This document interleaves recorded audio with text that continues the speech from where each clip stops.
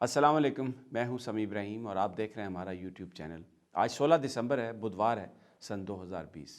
16 दिसंबर का दिन पाकिस्तान के लिए बहुत अहम है। हमें वो यादें आती हैं, उससे वाबस्ता हैं, हमारी तल्ख यादें वाबस्ता हैं जब दुश्मन ने वार किया और पाकिस्तान को दो टुकड़े कर दिया। मशरक़ी पाकिस्तान को बांग्लादेश बनाया गया। और दूसरा जो एक सानिया पेशावर में हुआ, जिसमें एपीएस में हमारे बच्चों को ज़िबा किया गया, शहीद किया गया बेदर्दी से। और कई सौ घराने तो डायरेक्टली इससे मुतासर हुए, और पूरा पाकिस्तान। आज मैं ये बात कर रहा हूँ, मेरा दिल जो है वो रो रहा है, खून के आंसू रो रहा है, दुख से भरा है। वो प्यारे बच्चों की तस्वीर, उनकी माँओं के चीखते हुए रोते हुए इमेजेस, उनके बहन भाई वालदैन, एक दिल दहलाने वाला वो दिन था कि जब मासूम बच्चे स्कूल में थे, पढ़ने के लिए गए थे और दुश्मनों ने वहाँ पर हमला किया। और उन्होंने विदाउट एनी डिस्क्रिमिनेशन सिर्फ कत्ल करने आए थे, वो सिर्फ मारने आए थे। उनकी बर्बरियत का आपको अंदाज़ा इससे होता है। मैं आज ये क्यों इस पर आपके साथ गुफ्तगू कर रहा हूँ, इसकी वजह ये है कि हमें इस बात का तज्जिया करना है कि वो कौन से हालात थे जिनकी वजह से पाकिस्तान जो है वो टुकड़े टुकड़े हुआ, और जिनकी वजह से जो दुश्मन था वो एपीएस में हमला करने में कामयाब हुआ और उसने हमला किया। क्या वो वजूहात क्या थी। माजी से अगर हम कुछ सीखने की कोशिश करें तो अपने हाल को बेहतर बना सकते हैं और अपने मुस्तकबिल को महफूज बना सकते हैं। अगर सिचुएशन देखें तो आप यकीन करें, मैंने एक थीसिस किया था जब मैं यूनिवर्सिटी में स्टूडेंट था, जर्नलिज़म में, पंजाब यूनिवर्सिटी में। मेरा जो सब्जेक्ट था, जो मेरी स्पेशलिटी थी, वो थी कि role of media in separation of east Pakistan. तो वो मुझे आज भी वो सारी चीज़ें याद हैं कि क्या क्या चीज़ छप रही थी, क्या हो रहा था। पूरी दुनिया पाकिस्तान की फ़ौज को बुरा भला कह रही थी। पाकिस्तान की फ़ौज पर ये इल्ज़ाम लगाया जा रहा था कि ये रेपिस्ट हैं, ये वहाँ पे लोगों को कत्ल कर रहे हैं, ये वहाँ पर उन्होंने लोगों की ज़िंदगियों को तंग कर दिया। और यहाँ पर पाकिस्तान के अंदर जो पॉलिटिशियन थे, जो बैरूनी ताकतों के हाथ में खेल रहे थे, जैसे शेख मुजीबुर रहमान, वो पाकिस्तान की फ़ौज को बुरा भला कह रहे थे। आप शेख मुजीबुर रहमान की तकारीर उठा के देख लें, आज आप नवाज़ शरीफ की तकारीर उठा के देख लें, इससे पहले आप वो जो अल्ताफ़ हुसैन एमक्यूएम के बानी, उनकी आप तकारीर उठा के देख लें, आपको उन तकारीर में कोई फ़र्क नज़र नहीं आएगा। और फिर पाकिस्तान की फ़ौज को यही है, वो तब भी हाइब्रिड वॉरफेयर थी ये, तब भी ये जो जंग लड़ी गई जिसने पाकिस्तानी फ़ौज का इमेज बर्बाद किया मीडिया को यूज़ करके। नरेंद्र मोदी ने अपनी तकरीर में इस बात का इतराफ़ किया कि पाकिस्तान की फ़ौज की वर्दियों में मलबूस भारतीय फ़ौज के लोग, भारत के लोग, वो आके मशरक़ी पाकिस्तान में रेप करते थे, आके गाँवों पे हमले करते थे, और ये तासुर उन्होंने दिया कि ये सब कुछ पाकिस्तान की फ़ौज कर रही है। इंतहाई एक भोंडे तरीके से, एक इंतहाई। और लेकिन ये उन्होंने जो वो कर रहे थे उस पर वो कामयाब इसलिए हुए क्योंकि पाकिस्तान के अंदर लोग उनको मिल गए। मशरक़ी पाकिस्तान की एक बड़ी पॉपुलर ताकत शेख मुजीबुर रहमान उनके साथ मिल गई, जो पाकिस्तान से मगरबी पाकिस्तान और मशरक़ी पाकिस्तान को तोड़ना चाहती थी। जो वहाँ पर ये कहते थे कि हमें इस्लामाबाद की सड़कों से पटसन की बू आती है, क्योंकि पटसन जो है वो बंगाल में होता था। तो तासुर ये दे दिया गया कि सारा जो वेल्थ है मशरक़ी पाकिस्तान की वो मगरबी पाकिस्तान ले गया, और फिर फ़ौज जो है वो वहाँ पर कत्ल गारत में मसरूफ़ है। आज क्या हो रहा है? आज आपने सुना लाहौर में जो जलसा था, क्या कह रहा था अचकज़ई, क्या कह रहा था अख्तर महंगल, ये क्या कह रहे थे। अब पीपल्स पार्टी भी उसमें, आप अंदाज़ा करें, जो एक नेशनल जमात थी, जो चारों सूबों की जंजीर बेनज़ीर जिसका नारा था, वो भी अब क्या कह रही है? वो भी ये कह रही है, वो कभी आइलैंड पर झगड़ा डालती है, कभी वसाइल पर झगड़ा डालती है। और फिर आसिफ अली जरदारी, नवाज़ शरीफ और इन लोगों ने मिल के जो 18th अमेंडमेंट करके पाकिस्तान की जो फेडरेशन है उसको जो नुकसान पहुंचाया, और आज सूबों के हकूक़ की बात की जाती है, बलूचिस्तान महरूम हो गया, बिल्कुल वैसे ही जैसे ये कहा जाता था कि मशरक़ी पाकिस्तान महरूम रह गया। फिर तब ये कहा जाता था कि जो फ़ौज है वो कत्ल कर रही है, वो जुल्म कर रही है। आज क्या कह रहे हैं ये लोग कि फ़ौज मिसिंग पर्सन, अगवा कर रही है लोगों को, फ़ौज सियासत में मुदाखलत कर रही है, सिविलियन लीड रोल नहीं है।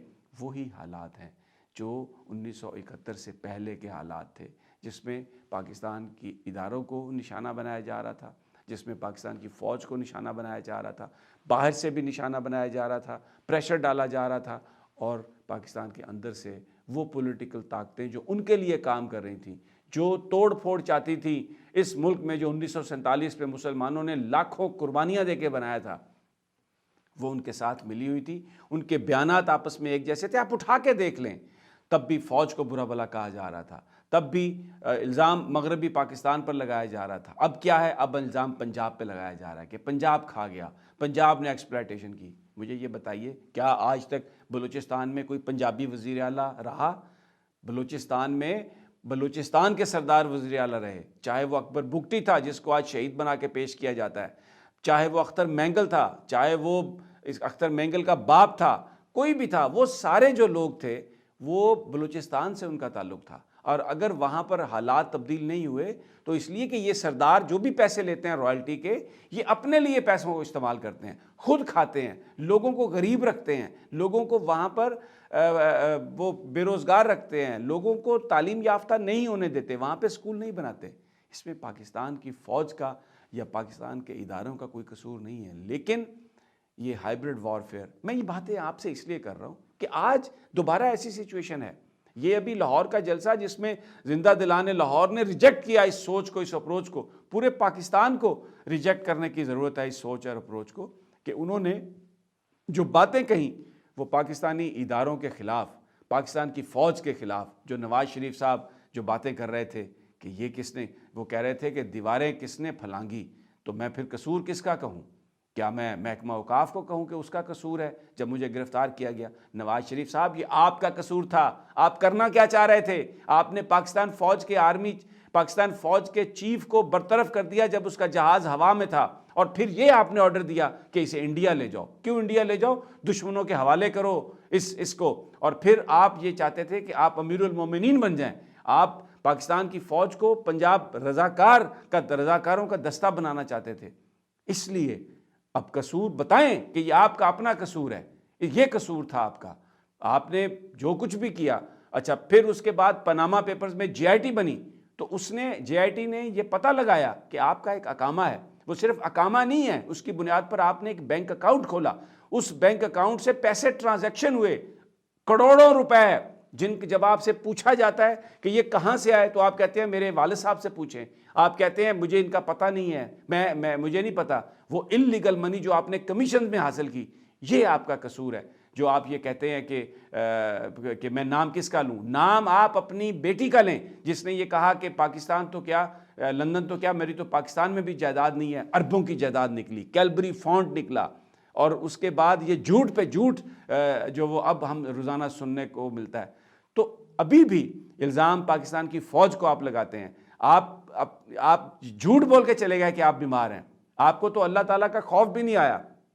آپ نے وزیر اعظم پاکستان سے پاکستان کے لوگوں کی ہمدردیاں لینے کے لیے آپ نے اپنے آپ کو بیمار ظاہر کیا، اور پھر جب وہاں پر چلے گئے تو اب آپ لندن کی گلیوں میں پھرتے نظر آتے ہیں. اور آپ کس کو ملتے ہیں؟ آپ کس کو ملتے ہیں؟ آپ اس کو وہ جو ہے افغانستان کے وہ لوگ جو پاکستان کے جو مخالف رہے، آپ ان کو ملتے ہیں. آپ افغان سابق صدر جو پاکستان کو ہمیشہ جو گالیاں نکالتے ہیں، ان سے آپ ملاقاتیں کرتے ہیں. آپ انڈین سے ملاقات کرتے ہیں، آپ سی آئی اے سے ملاقات کرتے ہیں.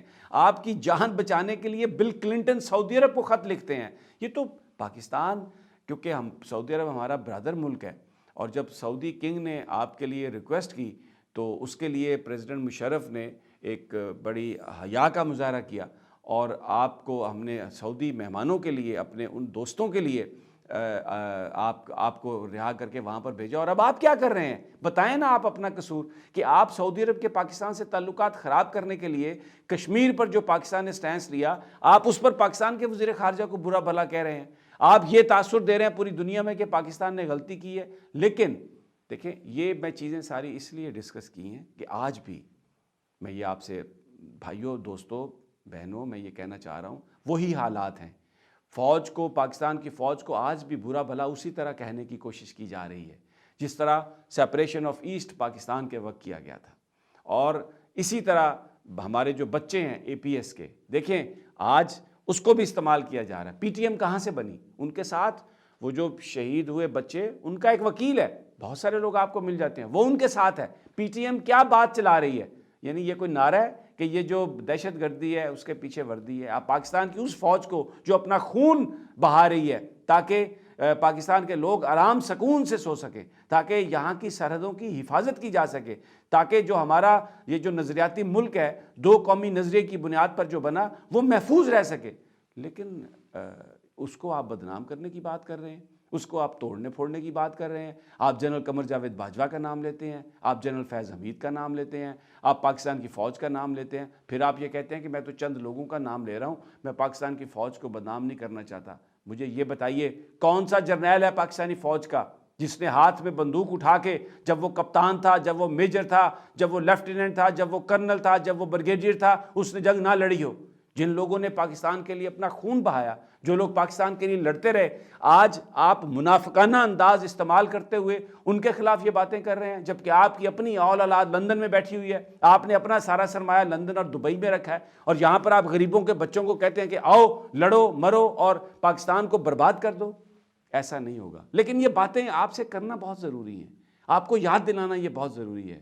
بی ویئر, ہوشیار رہیے, آپ اپنی آنکھیں کھولیں. آپ ہمیں ان طاقتوں کو شکست دینی ہے. پاکستان کے ادارے انہیں ہم نے مضبوط بنانا ہے. اس میں کوئی شک نہیں کہ بیچ میں بہت ساری انوملیز ہو سکتی ہیں, بیچ میں بہت ساری غلطیاں ہو سکتی ہیں. ظاہر ہے سسٹم پرفیکٹ نہیں ہے جس کی وجہ سے بہت سارے لوگ سفر کر رہے ہیں. لیکن ان کو مورد الزام ٹھہرا کے ان کی طاقت کو ختم کرنا بجائے اس کے کہ آپ ان کو درست کریں اور پھر یہ کہیں کہ یہ میں درست کر, یعنی آپ درستگی کرنے کے نام پر آپ ان کا کلا کما کر دیں, آپ ان کے ہاتھ پاؤں کاٹ دیں, آپ ان کو دشمن کے سامنے بے بس کر دیں. پاکستان کی قوم یہ نہیں ہونے دے گی. دوستو ساتھیو, اجازت دیجئے, انشاءاللہ پاکستان زندہ رہے گا, پاکستان ثابت رہے گا, پاکستان موجود رہے گا, کیونکہ پاکستان کی قوم ایک بڑی غیور قوم ہے. اور آج 16 دسمبر جو ہے یہ یوم عہد تجدید ہے کہ اس ملک کی حفاظت کے لیے ہم اپنی جان بھی قربان کریں گے اور اپنے اداروں کو بھی مضبوط بنائیں گے. اجازت دیجیے, اللہ نگہبان.